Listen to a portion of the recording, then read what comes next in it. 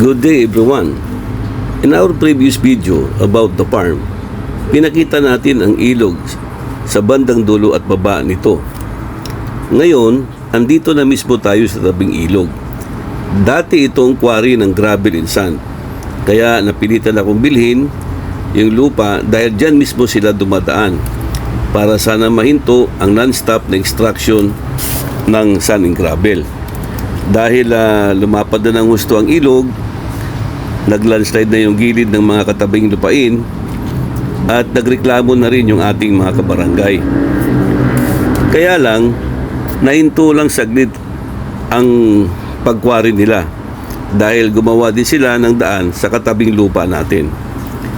Buti na lang, after ng 2022 election, nanalo yung kandidato natin at nagkaroon ng changes sa leadership sa bayan. At malaki ang pasalamat natin kay Mayor Doc Aaron Balais dahil pinatigil niya lahat ng quarry activities sa bayan natin dito sa Barugo, Leyte. Kaya kita nyo naman guys ang resulta at pagbabago.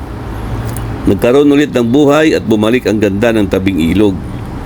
Napakalinis ang agos at daloy ng tubig.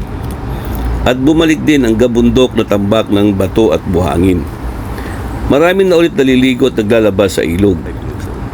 Nagpakawala din ng fingerlings ang ating LGU kaya marami ng isda sa ilog.